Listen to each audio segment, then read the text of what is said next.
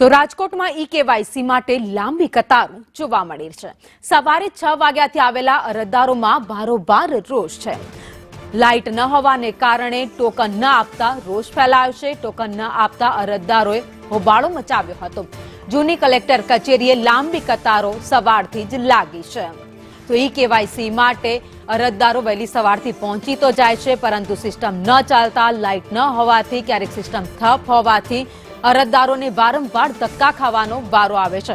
આજે પણ કંઈક એવી જ સ્થિતિ જોવા મળી, જેના કારણે અરજદારો અકળાયા હતા અને હોબાળો મચાવ્યો હતો।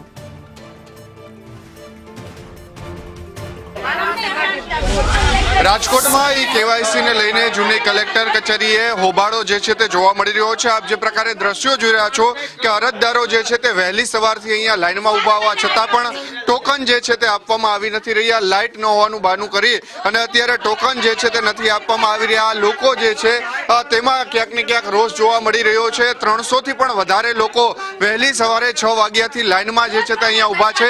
બેન, શું કહેશો? અત્યારે શું કહેશો? ઈ કહેવા માંગુ છું કે અમારા ફોર્મ લઈ લે ને અમને ટોકન આપી દે। કાલે અમે આવી એટલે અમારો વારો પહેલા આવી જવો જો। 7 વાગ્યાની આવી છું, 7 વાગ્યાની આવી છું ને એ છતાં એમ કહે છે કે લાઇટ 2 વાગે આવે છે। એને ખ્યાલ જ હોય કે આપણી લાઇટ વહી જાય છે તો એક માણસ અહીં બેહારવું જરૂરી છે 7 વાગે કે ભાઈ આજે કોઈ લાઈનમાં ન બેસતા, આજે કોઈનો વારો નથી। મારી એટલી જ માંગણી છે કે આ સરકારનો નિયમ હોય તો સરકારનો નિયમનો નિકાલ આવવો જોઈએ। બેન, તમે શું કહેશો? કેટલા વાગ્યાથી આવ્યા છો? શું કહેવામાં આવે? 6 વાગ્યાથી આવ્યા છે ભાઈ, અને અમારે અનાજનો સિક્કો મરાવવાનો છે એટલે અમે આ ધક્કા ખાઈશી 3 દીઠા। નો ટોકન દે કે નો ફોર્મ દે તો અમારે કરવાનું, રિક્ષાના ભાડા દઈને અમારે આવવાનું। અમે મજૂરી કરતા હોય, નિશાળમાં કામે જતા હોય, ત્યાંથી અમે આવ્યો હોય, આ 10 દીથી હેરાન કરે, ધક્કા ખવડાવે, બંધ થઈ ગયું, કોમ્પ્યુટર બંધ થઈ ગયું, અત્યારે બહાર નીકળી જાવ, ભાડા કરાર કરાવો, આ કરાવો, તે કરાવો, અમે મજૂરી કરતા હોય તો અમારે શું કરવાનું ભાઈ?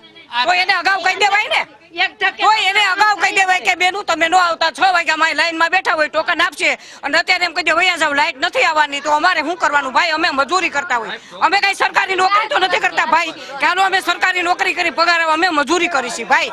તો આવું હેરાન ન કરાય ને, હું એમ કહેવા માંગુ છું। શું કહેશો બેન? 4 દિવસીય રોજ આવી છીએ, રોજ છોકરાઓને હારે લઈને આવી છીએ। 4 દિવસીય સ્કૂલો પડે છે, અમારે શું સમજવાનું? 6 વાગ્યાના આવી ઠંડીના છોકરાઓને લઈ લઈને અહીંયા ઊભા છીએ, અમારે શું સમજવાનું? આપ જે પ્રકારે દ્રશ્યો જોઈ રહ્યા છો, અત્યારે અહીંયા જે લોકો જે છે તેમના દ્વારા વિરોધ કરવામાં આવી રહ્યો છે। લોકોમાં અત્યારે રોષ જોવા મળી રહ્યો છે, કારણ કે ઈ-કેવાયસી ને લઈને ટોકન જે આપવાના હોય છે તે આપવામાં નથી આવ્યા। 300 થી પણ વધારે લોકો જે છે તે અહીંયા રાહ જોઈ રહ્યા હતા, છતાં પણ ટોકન આપવામાં નથી આવ્યા। આપ જે પ્રકારે દ્રશ્યો જોઈ રહ્યા છો કે લાઇટ ન હોવાના કારણે ટોકન જે છે તે નથી આપવામાં આવ્યા, પરંતુ લોકો માંગ કરી રહ્યા છે કે તેમને ટોકન જે છે તે આપી દેવામાં આવે। શું કહેશો, શા માટે ટોકન નથી આપવામાં આવતું? સર, શું કહેશો? ટોકન શા માટે અત્યારે નથી આવે? એને કાલે આવે એનું શું કરવું? એમ કાલે જે આવે એનું શું કરવું પછી? સર, આજે આવ્યા એનું શું? આજે આવ્યા એનું લાઇટ નથી એટલે એને ટોકન નહીં આપી હવે। એ લોકોની એવી માંગ છે કે અમે આજે સવારના 5 વાગ્યા હા, તો ટોકન અમે વડી કચેરીને પૂછીને આપી દેશું।